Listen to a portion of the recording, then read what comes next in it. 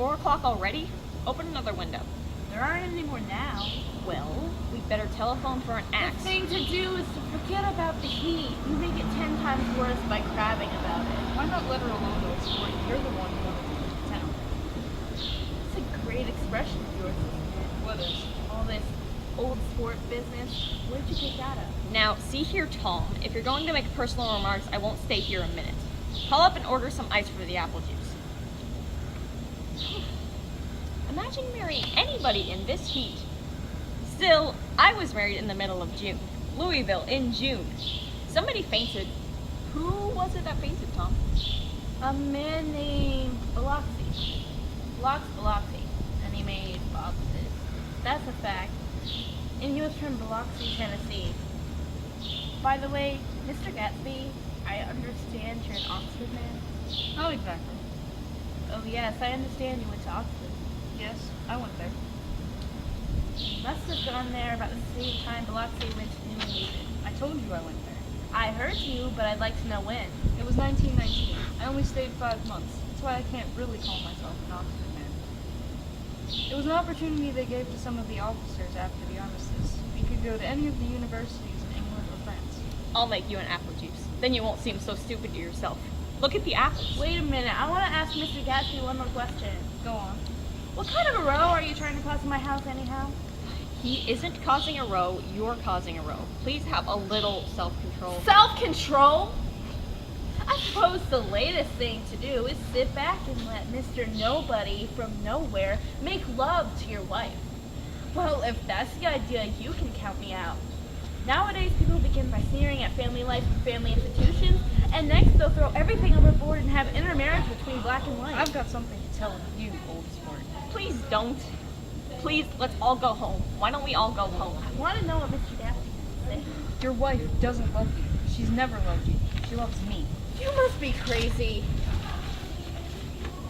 She never loved you, do you hear? She only married you because I was poor and she was tired of waiting for me. It was a terrible mistake, but in her heart, she never loved anyone but me. Sit down, Daisy.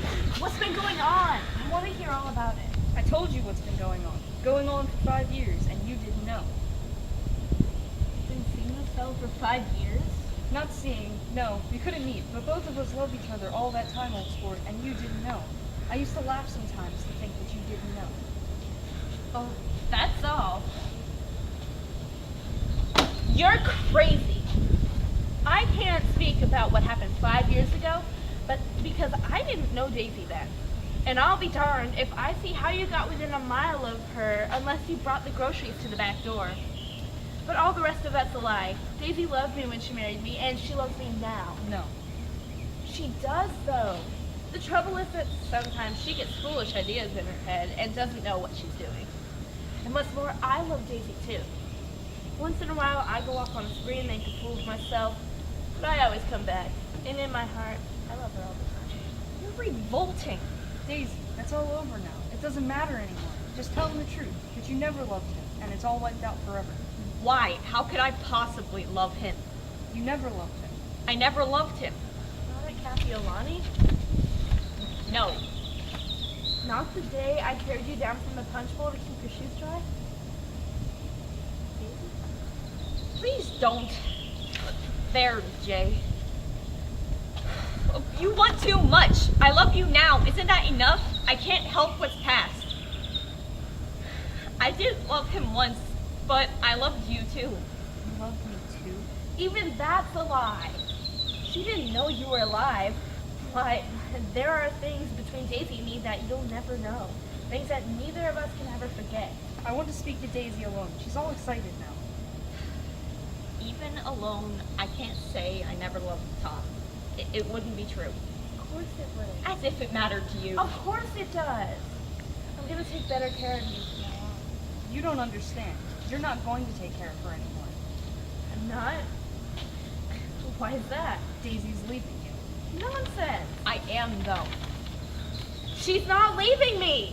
Certainly not for a common swindler who'd have to steal the ring you put on her finger. I won't stand this. Please, let's go. Who are you anyhow? You're one of that bunch that hangs around with Meyer Wolfsheim. That much I happen to know. I've made a little investigation into your affairs, and I'll carry it further tomorrow. You can suit yourself about that, old sport. I found out what your drugstores were, he and this Wolfsheim bought up a lot of side street drugstores here and in Chicago and sold pirated movies over the counter. That's one of his little sons. I picked him for a bootlegger the first time I saw him, and I wasn't far wrong. What about it? I guess your friend Walter Chase wasn't too proud to come in on it. And you left him in the lurch, didn't you? You let him go to jail for a month over in New Jersey. Gosh, you ought to hear Walter on the subject of you. He came to us dead broke. He was very glad to pick up some money, old sport. Don't you call me old sport. Walter could have you up on the betting laws too, but Wolfsheim scared him into shutting his mouth. That drugstore business was just small change, but you've got something on now that Walter's afraid to tell me about. Please, Tom, I can't stand this anymore. You two start on home, Daisy. In Mr. Gatsby's car. Go on. He won't annoy you. I think he realizes that it's been done